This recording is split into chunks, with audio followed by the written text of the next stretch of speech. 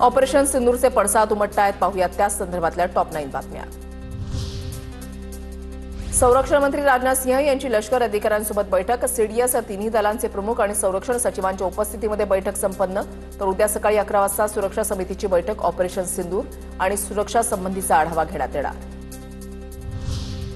भारतीय व्यापारी उझबेकिस्तान, टर्कीसोबत व्यापार करणार नाही, पाकला या देशांनी मदत केल्यामुळे व्यापार बंद। व्यापाऱ्यांची राष्ट्रीय संघटना कॅटचा महत्त्वपूर्ण निर्णय, बालकृष्ण भारतीय यांची प्रतिक्रिया। टर्की बोलिए, उज़्बेकिस्तान बोलिए, इन लोगों ने जो पाकिस्तान को मदद किया, इसका मतलब हमारे दुश्मन का दोस्त हमारा दुश्मन हो गया और दुश्मन के साथ व्यापार नहीं हो सकता। भारताच्या हल्ल्यामध्ये पाक एअरफोर्सचे 5 तर पाक आर्मीच्या 6 सैनिकांचा मृत्यू, पाकची कबुली। पाक लष्कर प्रमुख मुनीरकडून जखमी सैनिकांची भेट।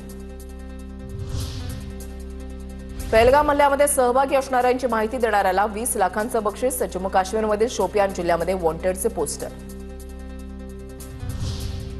जम्मू काश्मीरच्या शोपियानमध्ये चकमकीमध्ये लष्कर ए तैयबाच्या 3 दहशतवाद्यांचा खात्मा, शोध मोहीम सुरू।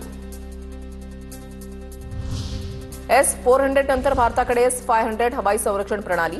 S-500 ची 600 किलोमीटरपर्यंत रेंज, तर एकाच वेळेला अनेक टार्गेट भेदण्याची क्षमता, उपग्रह आणि कमी उंचीवरील ड्रोन ट्रॅक करण्याची क्षमता।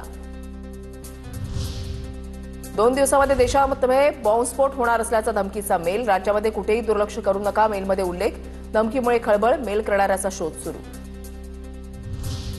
विरोधक पाकिस्तानची भाषा बोलतायत, ही देशभक्ती नाही। विरोधकांनी आरोप करण्यापेक्षा सैन्याच्या पाठीशी उभं राहावं, कुठे राजकारण करावं हे सुद्धा विरोधकांना समजत नाही, शिंदेंचा विरोधकांवर निशाणा। नवा भारत घरामध्ये घुसून मारणारा आहे, पाकिस्ताननं आपल्या कृतीप्रमाणे भारताला आव्हान द्यावं, मोदींच्या इशाऱ्याची उपमुख्यमंत्री शिंदेंकडून आठवण।